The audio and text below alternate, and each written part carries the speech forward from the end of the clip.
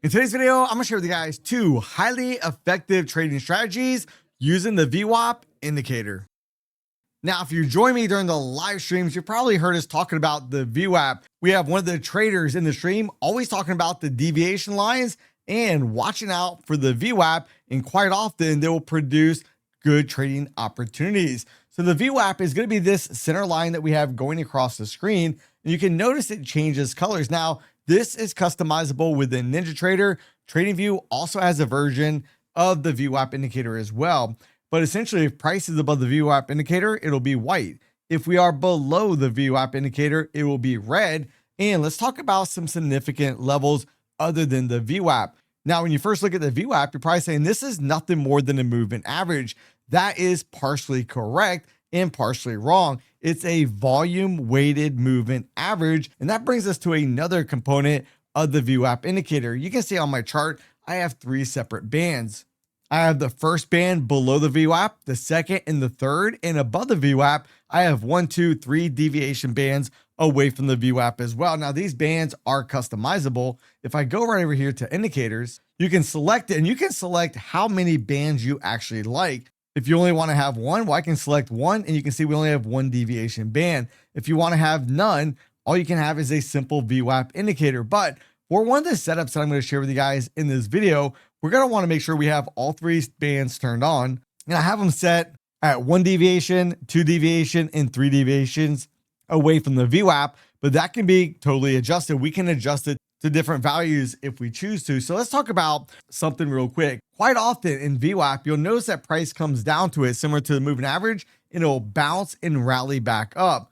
So one of the trades that we can look for is as the market comes down towards the VWAP, we want to see some type of reversal pattern. Now, in a future video, I'm going to share with you guys how we can actually use a footprint chart and order flow to basically identify the correct location to enter. But if we're using basic candlestick charts, then one of the things we can do, if we have a good sized down candle, once we start getting back above it after we've already hit the VWAP, then we can go ahead and look to enter a trade. The trade I showed you guys at the very beginning of this video was essentially that. As we started breaking above that candle, went long, looking to target right around the first deviation band and the second deviation band. Now, the key levels, if you're a trader that likes to trade reversals, then what we want to do is we want to look for reversals somewhere around the second or even third deviation band. You can see right up here, we start to get a wick. And if we're looking at the order flow, we'd actually probably have a reason to get in much higher.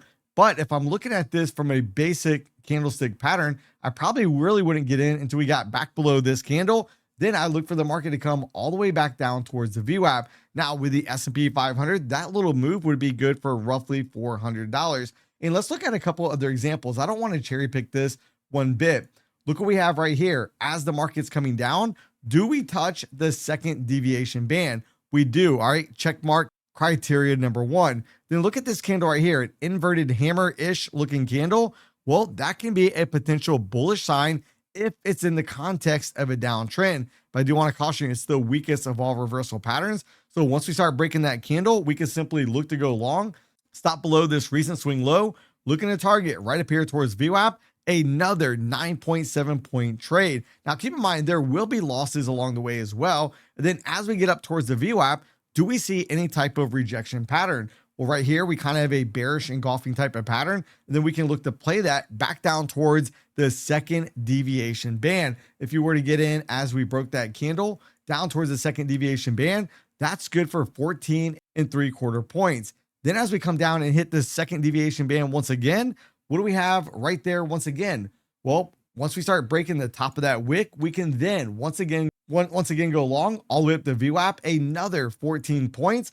Then right off VWAP, what do we get? We get a bearish engulfing candle. And again, we just play this routine over and over again, looking for the market to come all the way back down towards the second deviation band. If we were to measure that out, that would be good for 17 1/4 points. Now, there is a component that you do want to pay attention to, and that was when I was talking about you want to see reversals at those areas. And it's going to be critical because in a moment, I'm going to share with you guys a condition where you could get run over if you're looking for the reversal. So now let's go back and look at another day that could be a little bit more challenging. What do we have? Well, right up here, we start getting the test of the second deviation band, we get the bearish engulfing candle. And right there, we can look to play this right down towards the VWAP. And that would be good for roughly 9 points or so. But then look, as we get towards the VWAP, do we get some type of bullish rejection candle? We do right here in the form of a hammer candle. But what is one of the other rules I said? Wait and see, can the next candle go ahead and break that candle? Well, if we look, does this candle right here break that candle? Well, let's look. The high was 75.43.5. The next candle was 75.43.5. Therefore, that was an equal match, not a break, and that would have saved you from taking this trade when the market just simply would have melted right back down. Then look what the market did. We come all the way down towards the second deviation band down here. And right here, this is not really an entry for me, but maybe this doji candle right here, as we start breaking back above the high of that, we could look to go long. And in this case, well, it would have been a losing trade, or at best case, simply a break-even trade, as the market never made it up towards the VWAP. We would have got stopped out right here over there. Now, we came back down towards the VWAP bands once again, and as we started to break above that candle right there, then we get a bullish engulfing candle. As we start breaking above that bullish engulfing candle, we can then look to target the VWAP, which would have been good for roughly 11 points. So if we look at what we would have lost in this example, let's say we got in right here, down to there, you would have lost roughly 5.5 points.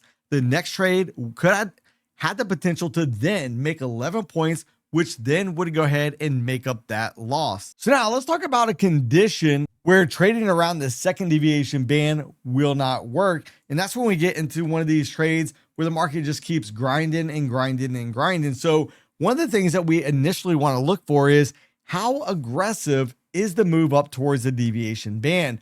As we are looking for any type of reversal patterns, do we see it up and around this area? The simple answer for me is no. I don't really see the rejection candle until right over here. So if you're looking to trade reversals, you want to be very careful as we first start to enter into the deviation band zone, where we could potentially look for reversals in the markets. Now, if you guys made it this far in the video, I want to say thank you. Hopefully you'll smash the subscribe button down below. And I want to share with you guys a way you can win a free Take Profit Trader account. But first, don't forget, if you guys are trading with prop firms out there and you want to see which prop firm has the best deal for you, go right over to propfirmmike.com, where you can sort by the prop firms and by the prop firm challenge. Let's say we want to look for a $50,000 account size. Once that pulls up, if you're really focused on cost, go ahead and double click on true cost and it'll sort from the cheapest to the most expensive. So if you guys want to check it out, propfirmmike.com. Now, if you guys want a chance to win a free Take Profit Trader account, 1, make sure you're signed up to the email list down below. 2, make sure you like this video. 3, leave any comment you want in this video and include the first 3 letters of your email. That way I'll have a way to notify the winner. I'll also post the winner in the community post on my YouTube channel. Now, if you guys like to learn how to get a free order flow indicator along with a trading strategy, then you want to make sure to watch this next video right here.